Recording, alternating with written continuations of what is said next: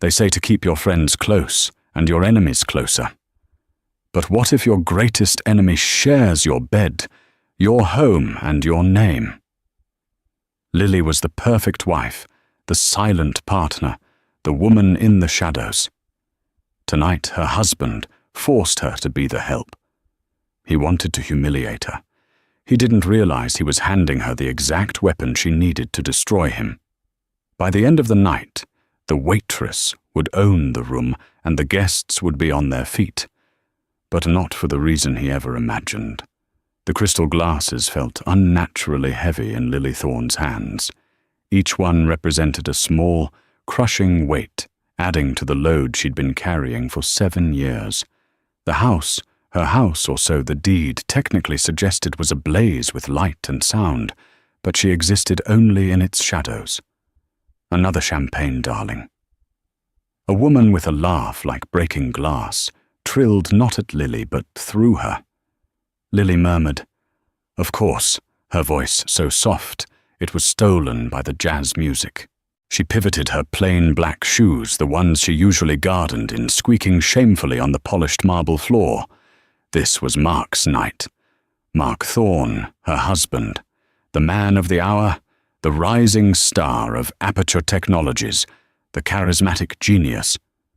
He was across the room, holding court by the grand piano, his voice a smooth, confident baritone that wrapped around the guests. He was telling the Helios story, again, the story of how he had single-handedly developed the revolutionary AI software that was about to make Aperture billions. Lily's stomach clenched. His story, his genius. An hour ago, this night had been different. Lily had been in her bedroom, putting the final touches on her makeup. She'd chosen a conservative but elegant navy blue dress. She felt a small nervous flutter. She hated these parties, hated the fake smiles, and the way Mark's colleagues looked at her with polite pity, the mousy, uninteresting wife of a titan. But Mark had insisted, "The entire board will be here, Lily. Just try to look presentable." Then the manufactured chaos began. Mark had stormed into the bedroom, his face a mask of theatrical rage. The caterers, can you believe it? They sent the wrong appetizers. The wrong ones, I told them. No shellfish, I fired them. All of them. Lily's heart sank. Mark, no. The party starts in 30 minutes. What are we going to do? He hadn't missed a beat. He'd walked to the closet and pulled out the simple black cotton apron the house cleaner Maria sometimes wore. He tossed it onto the bed. "What is this?" Lily had whispered. "It's a problem, Lily, and you're going to solve it," he'd said, his voice dropping from theatrical to the cold, flat tone he reserved just for her. "We can't look like fools. The bar is set up. The food is in the warmer. You'll serve. You'll be discreet. No one will even notice you." "Mark, I can't," she pleaded, the humiliation stinging her eyes. "These are your colleagues, your bosses. I'm your wife." He'd stepped close, gripping her chin. His signet ring dug into her skin. "No," he hissed. "You're the woman who lives in my house, eating my food. You contribute nothing. Your little computer hobby doesn't pay for this." He gestured around the opulent room. "Tonight you will be useful. You will put this on, you will serve the drinks, and you will not. Say a word. Do you understand me?" She had understood. The threat was unspoken, but clear. The alternative to obedience was a scaled-up version of the punishments she already endured, the silent treatment, the frozen bank accounts, the casual cutting cruelty. So she had put on the apron over her simple black t-shirt and slacks. The navy blue dress was still hanging on the door, a cruel reminder of the woman she was supposed to be. Now she was a ghost, refilling glasses, clearing plates, her eyes fixed on the floor. Mark's rival, a sharp-featured woman named Victoria Vance, deliberately stepped back and bumped into her. "Oh, goodness!" Victoria exclaimed, as a full glass of red wine splashed onto the white rug. "You clumsy girl. Look at this mess." Lily knelt her cheeks, burning, blotting the stain with a cocktail napkin. "Mark, really," Victoria said loudly. "You should hire professionals. You get what you pay for." Mark drifted over a plastic smile plastered on his face. He looked down at Lily on her hands and knees. "Victoria, I apologize. The help is just so inexperienced." He nudged Lily's shoulder with his expensive Italian loafer. "Get up, Lily. Stop making a scene and get a cloth from the kitchen." He called her Lily. Not darling, not my wife. Just Lily. The name dropped into the room with the finality of a spade of dirt on a coffin. The few guests who overheard it simply assumed Lily was the new maid's name. She fled to the kitchen, her hands shaking so violently she could barely hold the cloth. She leaned against the stainless steel counter, taking deep, ragged breaths. The mask of calm she wore was cracking. She had been invisible for so long, but this was different. This was erasure. He hadn't just put her in an apron. He had put her in her place. A place so far beneath him that she was no longer even human. She was just the help. She closed her eyes, and for a second she saw a line of glowing green code in her mind. A complex algorithm she'd written last week. A line of code that worked. A line of code that was hers. "Get a grip," she muttered. She splashed cold water on her face, reapplied the mask of servitude, and picked up a fresh tray of appetizers. Mark wanted her to be useful. Fine. She would be useful. But as she walked back into the lion's den, a tiny cold ember of rage, long dormant, finally began to glow. The gilded cage had been built slowly, plank by plank, lie by lie. Lily hadn't even realized she was trapped until the door was locked, and Mark held the only key. They met in college. He was a business major, all charm and dazzling ambition. She was a computer science prodigy, hiding behind thick glasses and a curtain of mousy brown hair. He was the first person to see her. Not the shy girl, but the brilliant mind. "You're a genius, Lily," he'd whispered to her in the university library, looking at a program she'd written for fun, a program that learned and adapted. "You're going to change the world, and I'm going to help you." He became her shield. She hated presenting, hated the spotlight.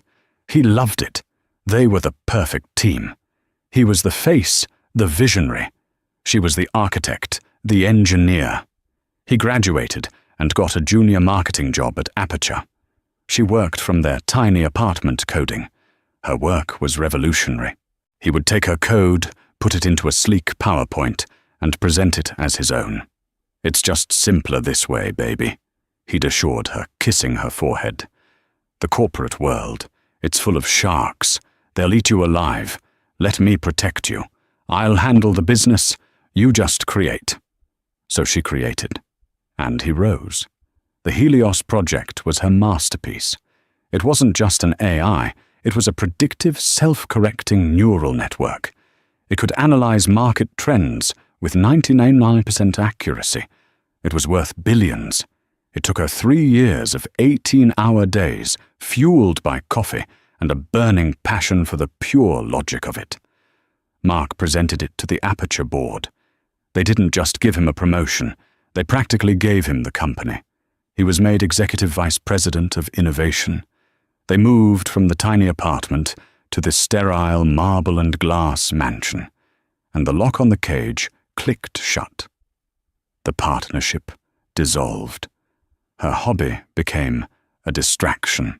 He took control of their finances. "It's easier for tax purposes, Lily. Let me handle the stress." He discouraged her from seeing her old college friends. "They're just jealous of our success, darling." He needed her to be small. The smaller she became, the bigger he felt. The more brilliant her code, the more he resented her for it. He needed to be the genius, and for him to be the genius, she had to be nothing. The final cruelest twist was her identity. Deep in the 1.4 million lines of Helios's core code, Lily had embedded a digital signature, a tiny, elegant piece of encrypted code that was unmistakably her. It was her one act of defiance, her one secret. She'd named it Codex. Mark, for all his bluster, was a terrible coder. He never would have found it. He'd sold the world a product he didn't even understand. Back in the living room, the party was reaching its peak. Lily moved on autopilot, her feet aching, her mind numb. She was clearing glasses near the fireplace when she heard Mark's voice, raised in false modesty. "No, Ben, you're too kind," Mark said to Ben Carter, a senior board member. Helios was a team effort, but, well, the core algorithm did come to me in a flash of inspiration. 3 a.m, I saw it, the whole structure. I barely made it to the computer in time. Ben Carter, a jowly man with a booming voice, clapped Mark on the back. "Brilliant, Mark. Simply brilliant. You are the future of this company. I keep telling the board we need to lock you down, make you COO. Mark's eyes glittered. This was it. The moment he'd been working for. "I'm just happy to contribute," Mark said, spotting Lily. His eyes hardened. He wanted her to hear this. "Success isn't just about work, Ben. It's about a stable home life. Knowing who is in charge. Maintaining discipline." He beckoned Lily over with a sharp, imperious flick of his fingers. Like calling a dog, she walked over her tray held in front of her like a shield. "My glass is empty," he said, his voice dripping with condescension. He held it out for her to take. He didn't look at her. He just kept talking to Ben. "You see, efficiency. It's all about efficiency and knowing your role." Lily took the glass. Her hand was steady. The glass was empty, but she felt the weight of it, the weight of the apron, the weight of 7 years of lies. As she turned to go to the bar, Mark's rival, Victoria Vance, stepped in front of her. Victoria, who was also a high-level executive, looked Lily up and down with a slow, contemptuous gaze. "You know, Mark," Victoria said, her voice a purr. "I'm not sure about this one." She reached out and plucked the name tag from the breast of the apron. Lily hadn't even realized it was there. It was a generic, "Hello, my name is" sticker left over from some office party. "She doesn't even have a name. You should at least give your servants names." Victoria crumpled the sticker and with a smirk dropped it onto Lily's tray. Lily looked at the crumpled paper. She felt the eyes of Ben Victoria and 6 other executives on her. She saw Mark's triumphant reptilian smile. This was the moment. The floor of the cage had just given way. She was falling, or she was flying. The numbness in her mind vanished, replaced by a crystalline Arctic clarity. The fear was gone, burned away by the cold fury. She looked up, not at Mark, but at Victoria. She smiled. It was a small, tight smile, completely devoid of warmth. "You're right," Lily said. Her voice, though quiet, was perfectly clear. It cut through the music. "A name is very important." She turned and walked away, leaving the crumpled sticker on the tray. She didn't go to the bar. She walked straight to the kitchen, took off the apron, and dropped it into the trash. Mark barely registered Lily's small act of defiance. He was too high on his own success, too intoxicated by the adulation. He saw her walk away and simply assumed she was fetching more ice, like a good, obedient little servant. His attention was immediately pulled to the front door. A hush fell over the room. The jazz music seemed to fade. A new guest had arrived. This wasn't one of Mark's colleagues. This wasn't a board member. This was Julian Vance, Julian Vance was a legend in Silicon Valley. He was the founder and CEO of Vance Capital, the multi-billion-dollar venture firm that had provided the seed money for Aperture Technologies. He was in effect the man who owned everyone in this room, including Mark. He was also Lily knew with a jolt Victoria Vance's uncle, though the two famously detested each other. He was a tall, imposing man in his late 60s, with a shock of white hair and eyes so sharp they seemed to X-ray everything they landed on. He did not smile. He simply observed. Mark, seeing his ultimate prize, practically flew across the room, his hand extended, his face split in a sycophantic grin. "Mr. Vance, what an incredible honor. I had no idea you were coming," Mark gushed. Julian Vance looked at Mark's extended hand for a long second before shaking it briefly. "Mark, good evening." His voice was a gravelly monotone. He wasn't here for pleasantries. His eyes swept the room, analytic and dismissive. This is amazing," Mark continued, flustered by the man's cold energy. "Can I get you a drink, food? Let me introduce you to the board." "I'm not here for the board," Vance said, cutting him off. "And I'm not here for a drink. I'm here for a person." Mark laughed nervously. "A person, sir? Well, they're all here, the best and brightest of Aperture." Vance turned his full attention to Mark. The party noise around them seemed to cease entirely. Everyone was watching. "Stop posturing, Mark. It's tiresome," Vance said. "My team has been in touch with your CEO, David Chen. David was supposed to arrange this meeting, but since he's conveniently stuck in Singapore, I've come myself. I'm here to meet Codex." The name hit the room like a sonic boom. Mark's smile froze, cracking at the edges. His blood ran cold. "Codex, sir. Don't play dumb. It doesn't suit you," Vance said. "You're the head of the division. You must know who it is. Codex, the architect of Helios. I want to meet them. Now." Mark's mind was a white-hot panic. Codex. How did he know that name?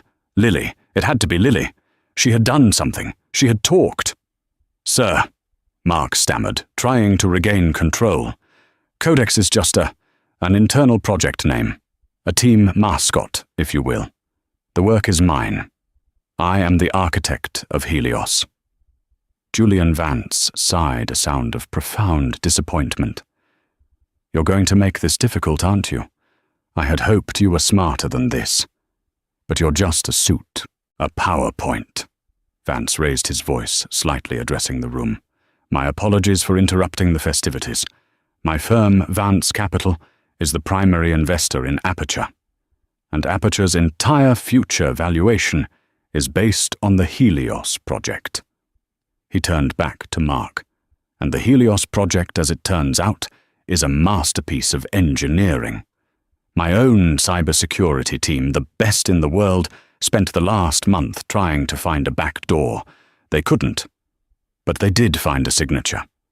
An encrypted digital signature buried so deep in the core code it was practically part of its DNA. A signature that identifies the true creator, Codex." Mark was visibly sweating. That's a security feature. A watermark I designed." "Liar," Vance said, his voice flat. He held up a tablet. The screen showed a complex string of data. "We traced the primary source commits for the core algorithm, the final brilliant stroke of genius. They didn't come from the Aperture mainframe. They didn't come from your office, Mark." He looked around the room, then pointed to the ceiling. "They came from an IP address registered to this house, right here, for the last 3 years. Now I will ask you one more time, and I advise you to think very, very carefully about your answer. Who is Codex?" Every eye in the room was on Mark, his colleagues, the board members, his rival Victoria. He was trapped. The entire edifice of his life, his career, his very identity was about to crumble. He frantically scanned the crowd. He was looking for Lily. He would drag her out. He would force her to deny it. He would say she was a disgruntled wife, that she was crazy, that she had stolen the code from him. But Lily was nowhere to be seen. She wasn't by the bar. She wasn't clearing glasses. She wasn't in the kitchen. He was alone.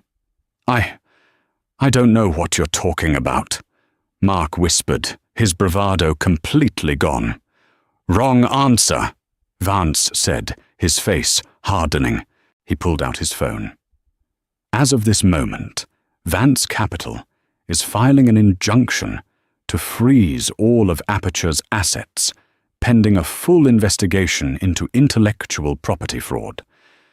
The board will be notified in 10 minutes. You, Mark, will be named as the primary subject of the investigation. You've built your career on a lie, and I'm going to enjoy tearing it down brick by brick. No! Mark shouted a desperate animal sound. No, wait, please, I can explain. I'm done listening to you, Vance said. I'm here for the genius, not the thief. I am right here. The voice came from the top of the grand staircase. Lily stood on the landing. She had changed. The mousy brown hair was pulled back into a severe, elegant bun. The simple black t-shirt and slacks were gone. She was wearing the navy blue dress, the one she'd meant to wear as Mark's wife. But she wasn't wearing it as a wife. She was wearing it as armor. She had no makeup on. Her face was pale, but her eyes, the eyes that Mark had never truly looked into, were blazing with a cold intellectual fire. She descended the stairs one slow, deliberate step at a time. The only sound in the dead, silent room was the click of her heels on the marble. Mark stared, his mouth open. This was not the woman he knew. This was not his mouse. "Lily, what are you doing?" He hissed, a frantic, desperate edge to his voice. "Get back to the kitchen. You're embarrassing me." She didn't even look at him. Her gaze was locked on Julian Vance. She reached the bottom of the stairs and walked directly to him, a small, unassuming woman who now commanded the entire room. The guests, executives, board members, rivals parted for her, as if she were royalty. She stopped a foot in front of Vance. She looked at the tablet in his hand. "Your team is good," she said, her voice clear and steady. "But they didn't break the encryption. I let them in." Vance's sharp eyes widened just slightly. "You..." "What?" "The signature," Lily explained. "It's not just a watermark. It's a honey trap, a beacon. It's designed to detect any unauthorized high-level breach.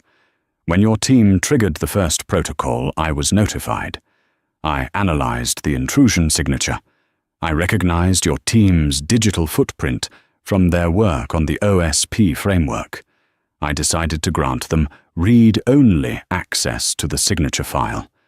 I wanted to be found." Julian Vance was, for the first time in his public life, utterly speechless. He stared at her. Then a slow, deep smile of pure admiration spread across his face. He had come looking for an engineer. He had found a grandmaster. "My God," he whispered. "It's you." Lily finally turned her head and looked at her husband. Mark was ashen, his body vibrating with rage and terror. "She's lying," he shrieked, his voice cracking. She's my wife. She's unstable. She's trying to ruin me. She doesn't know anything about code. Tell them, Lily. Tell them it's a joke." This was the moment Lily had been waiting for. The moment the cage door was open and her jailer was on his knees. She looked at Mark, her expression not one of anger, but of simple, objective assessment, like a scientist studying a failed experiment. "For 7 years," she said to the room, "I have been the silent partner. I was the architect, and he," she gestured to Mark, "was the face. I am the woman who wrote 1.4 million lines of code in the server room in our basement. I am the woman who designed the predictive algorithm. I am the woman who built Helios from scratch while my husband took my work, put it in his presentations and told the world it was his. A collective gasp rippled through the crowd. Ben Carter looked like he was going to be sick. Victoria Vance, however, was watching Mark's destruction with undisguised, rapturous glee. She's lying. Mark tried again, but the words were hollow. Everyone in the room could see the truth. It was in Mark's panic and in Lily's terrifying calm. Mr. Vance, Lily continued, turning back to the billionaire. My husband, my soon-to-be ex-husband, is correct about one thing. He is the head of his division, and in that role, he is guilty of the most egregious corporate fraud in your company's history. He didn't just take credit, he actively suppressed the asset. Me. She then did something that sealed Mark's fate forever. She walked over to the grand piano. Sitting on top of it was Mark's briefcase, which he'd left there when he went to schmooze. Mark always liked to be prepared, Lily said. He has a copy of the full Helios source code on a hard drive in here. He likes to carry it around. It makes him feel important. Before Mark could move, she'd clicked the briefcase open and retrieved a small silver hard drive. The code on this drive, she said, holding it up, is a copy. But the original code, the master file, is not on Aperture's servers. It never was. Aperture has been running a beta build for 2 years. The final optimized and infinitely more powerful version, she smiled, is on a secure server keyed to my biometrics in a vault in Switzerland. What Aperture has is a toy. What I have is the weapon. Julian Vance actually laughed, a single sharp bark of delight. Mark Thorne didn't just steal the code. He'd stolen it badly. He didn't even have the real thing. You, Mark spluttered, lunging for the hard drive. You bitch, I'll kill you! He never made it. Julian Vance's bodyguard, a mountain of a man who had been standing silently by the door, moved with impossible speed. He grabbed Mark's arm, spun him around, and pinned him against the piano with a sickening thud. Don't move! The bodyguard growled. The party was over. The silence that followed was absolute. The guests stood frozen champagne glasses halfway to their mouths, witnesses to the most brutal corporate execution they had ever seen. Lily calmly walked over to Mark, who was struggling uselessly in the bodyguard's grip, his face pressed into the piano keys. She looked down at him. This is the part you never understood, Mark, she said, her voice conversational, as if explaining a difficult concept to a child. You thought the code was the asset, but the code is just data. I am the asset, the person who can create the code, and you tried to make her serve drinks. She looked up at the stunned crowd. Her eyes found Ben Carter, the board member. Ben, she said. He flinched. You were about to recommend this man for COO. You and the rest of the board have been shareholders in a company whose sole multi-billion-dollar asset was not only stolen, but was being systematically abused and humiliated by your star executive. You didn't just fail in your due diligence. You failed to see the genius right in front of you because she was wearing an apron. Ben Carter's face went purple. He had no answer. Then Julian Vance stepped forward, his eyes gleaming. He gently took the silver hard drive from Lily's hand. Ms. Thorne, he said, his voice full of a new, profound respect. I came here tonight to find Codex. I was prepared to offer Codex a position as the head of my new R&D division at Vance Capital. A $10 million signing bonus and complete autonomy. Mark, his face still smashed against the piano, let out a strangled sob. Lily considered the offer. That's a very generous offer, Mr. Vance. But, he prompted, knowing there was a but. But it's not enough, Lily said simply. Vance raised an eyebrow. Go on. Your $10 million is a nice gesture, but the Helios patent, the real one, is worth conservative estimates of $50 billion over the next decade. I am not giving that up for a signing bonus. She laid out her terms, her voice as crisp and precise as her code. First, you will not be filing an injunction against Aperture. You will be initiating a hostile takeover. Your firm will buy out the board starting tonight. Your niece, she nodded to a pale-faced Victoria, can help you. I'm sure she'd be happy to. You will install a new board, and I will be its chairperson. Second Mark Thorne, she said, looking at the top of her husband's head, will be fired. Publicly. For cause. You will file a civil suit against him for corporate fraud and misrepresentation. You will take everything from him. This house, his cars, his stock options. You will leave him with nothing but the suit he's wearing. I want him to know what nothing truly feels like. Third, she continued, I will not be head of R&D. I will be the chief technology officer and majority shareholder of the new Aperture Technologies. My signing bonus will be a 51% stake in the company I just saved. The real Helios code will be transferred from my vault to Aperture's servers only when the ink is dry. She held his gaze. That is my offer. You get me? You get Helios and you get to clean house. Or I walk. I take my code to your biggest competitor by morning. Your choice. Julian Vance stared at her. The entire room held its breath. Mark had stopped struggling, realizing he was no longer a player in his own life. He was just collateral. Finally, Vance extended his hand. Ms. Thorne, you are a terrifyingly brilliant woman. I accept. Welcome to the company, Madam Chairperson. As Lily shook his hand, a strange thing happened. Julian Vance, a man who commanded presidents and kings, was standing. As a sign of respect, Ben Carter, the board member, slowly, shakily got to his feet. Then another executive stood, and another.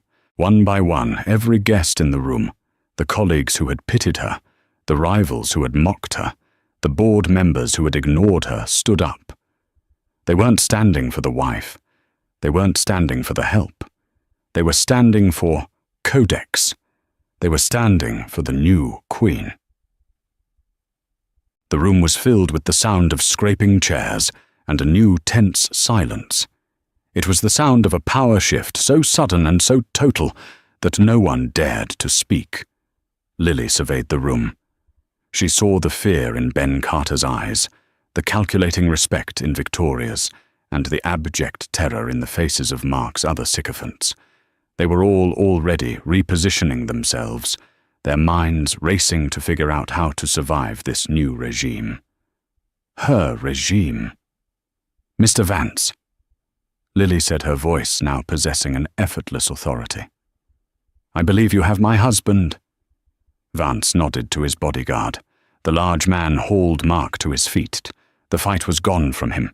He was a hollow shell. His expensive suit rumpled his face, slick with sweat and tears.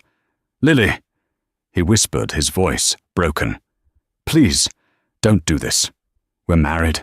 The house, the money, it's half mine. You can't.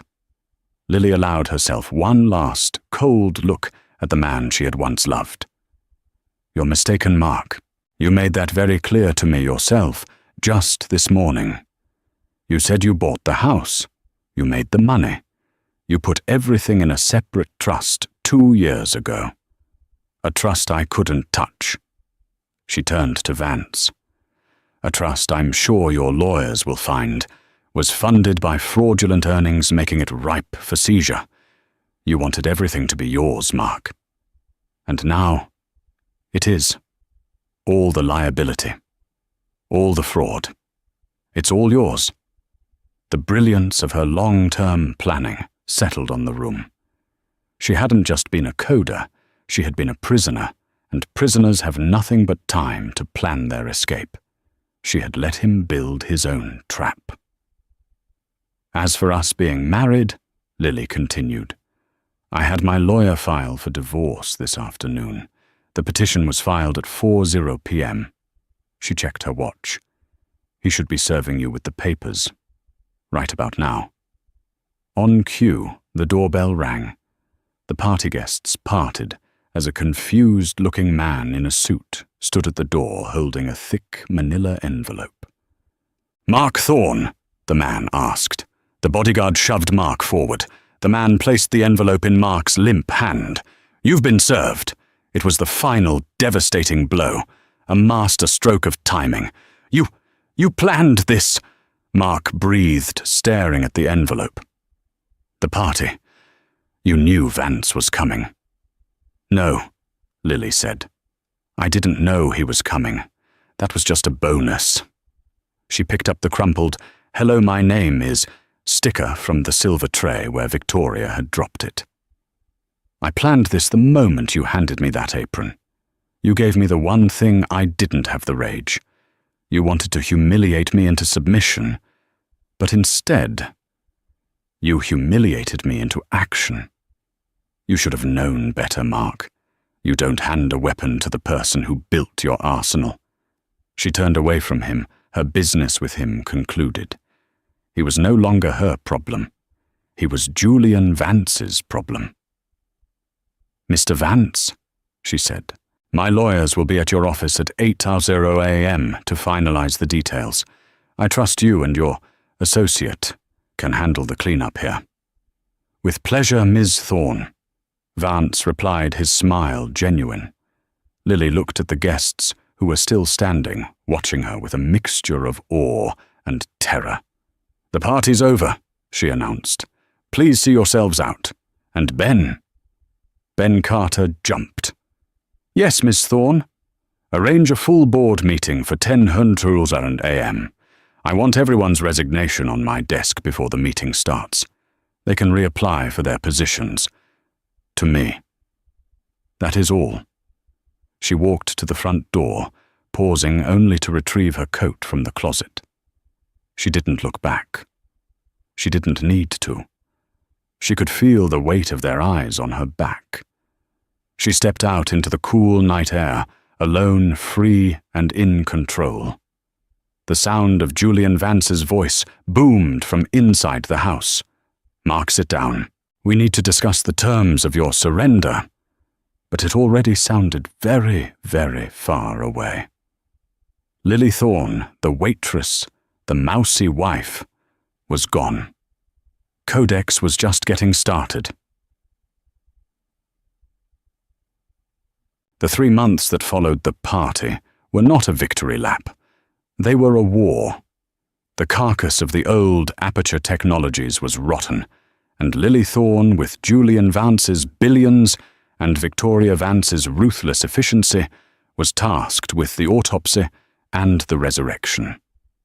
It began the very next morning at the 10:00 a.m. board meeting she had called. The long, polished mahogany table was full.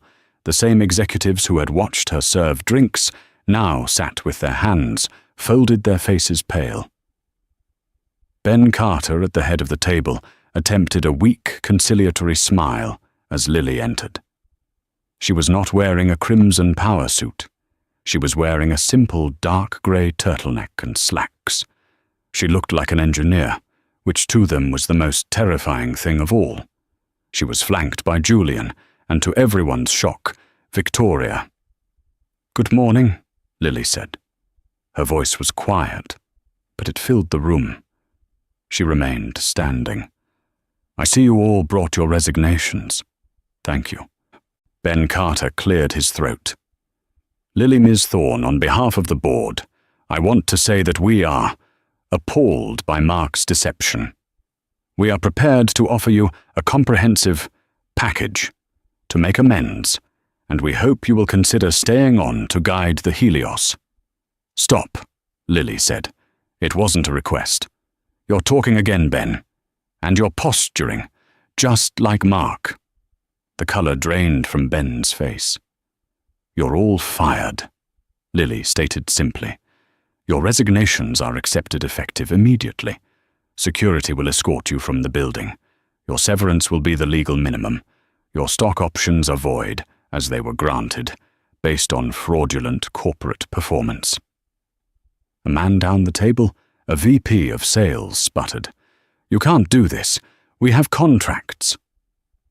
"You have contracts based on a lie," Julian Vance interjected, his voice a low growl. "You were complicit through sheer willful incompetence. You celebrated the face and never once asked to meet the architect. Your stock was worthless yesterday. The only reason it has any value today is because he gestured to Lily, is feeling generous. So I suggest you take your little box of desk photos and you leave." The room was silent.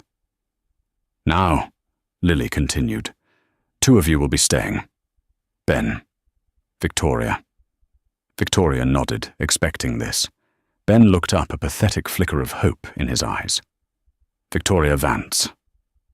Lily announced, is the new Chief Operating Officer.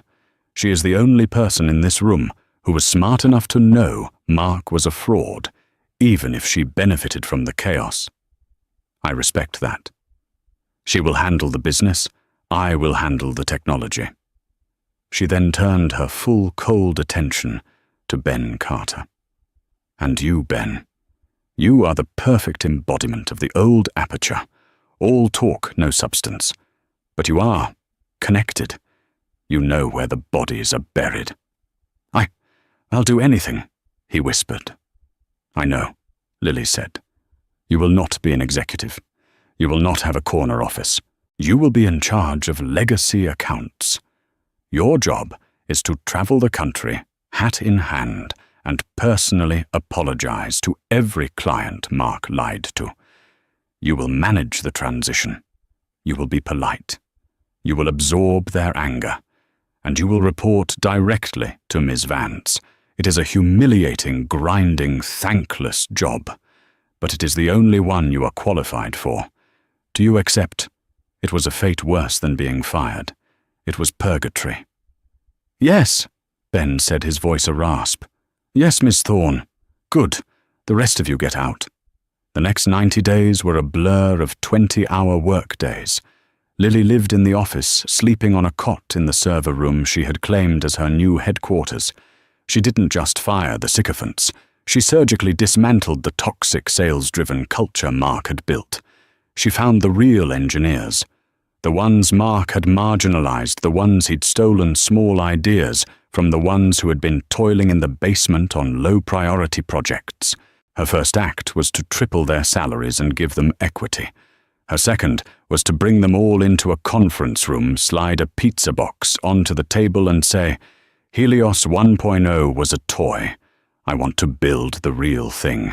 I can't do it alone. Who is in?" They would have followed her into a volcano. There were battles. Victoria, as the new COO, was pragmatic and aggressive. She clashed with Lily constantly. "The launch has to be in 60 days, Lily." Victoria insisted, storming into the server room, a tablet in her hand. "The market is hungry. Our competitors are smelling blood. We have to show strength. The predictive algorithm is still drifting by 0.2%. Lily said, not looking up from her screen, her fingers a blur. "It's sloppy. We launch when it's perfect." "We don't need perfect, we need now," Victoria argued. "You're an engineer, Lily, but I'm a businesswoman. We will lose this company if you stay in your sandbox." Lily stopped typing. She spun in her chair. "You are a businesswoman, Victoria. I am the asset. You want to sell something. I want to build something that cannot be sold, only licensed. We are not launching a product. We are launching a standard. It has to be unbreachable. It has to be flawless. It needs another 30 days. We don't have 30 days. Then buy them for me," Lily said simply. Victoria stared at her. The sheer, unshakable confidence was infuriating and intoxicating. She finally let out a sharp laugh. "You're a shark, Lily, a quiet one. You just swim in deeper water. And you, Victoria, Lily replied, turning back to her screen, are loud. Now please be loud in the marketing department and let me work. Victoria left fuming, but she bought Lily the 30 days, and Mark's fate was a swift, silent execution. Julian Vance's lawyers had invoked the fraud and morality clauses in his contract. The trust he had so carefully built to shield his assets was seized as the direct proceeds of a criminal enterprise. The house, the cars, the stocks, all clawed back. He was last seen in the lobby of a high-powered law firm, begging for representation pro bono. He was in the end exactly what Lily had called him, a footnote. Then launch day arrived. The convention hall in San Francisco was packed. Thousands of journalists, investors, analysts, and competitors had come to see the train wreck. They had come to see Mark Thorne's folly burn. Lily stood backstage. For a second, the old fear returned. The feeling of being the mousy girl, the help. She could feel the weight of thousands of eyes. Victoria came up behind her. "They're sharpening their knives out there," she said, not unkindly. "I know," Lily whispered. "Good." Victoria said, a predatory glint in her eye. "Don't just win, Lily. Annihilate them. Leave no survivors." Lily looked at her, and a slow, cold smile touched her lips. She nodded. She walked onto the stage. The crimson suit was a deliberate choice. It was the color of a warning. The murmuring of the crowd died. "For 3 years," she began, her voice ringing with a calm, digital precision. "You have been told a story about a man named Mark Thorne, a story of a flash of inspiration at 3 a.m, a story of a lone, charismatic genius." She paused, letting the silence stretch. "That story was a lie. A very good piece of marketing, but a lie nonetheless. Genius is not a flash. It is not charismatic. Genius is work. It is 18-hour days.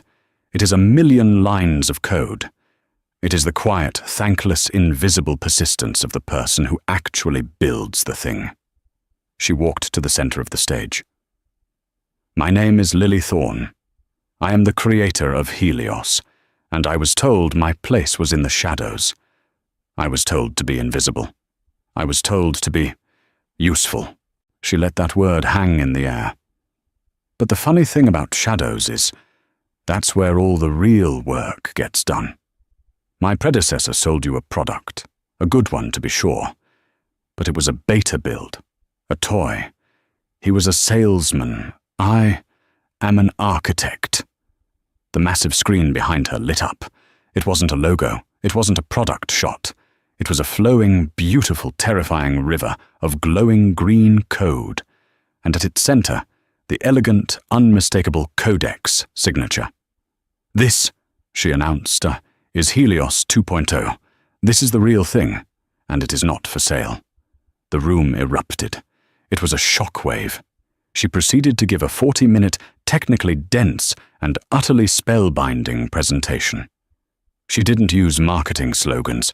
She showed them the code. She ran live real-time analytics. She showed them how her algorithm had predicted the last 3 micro-recessions to the day.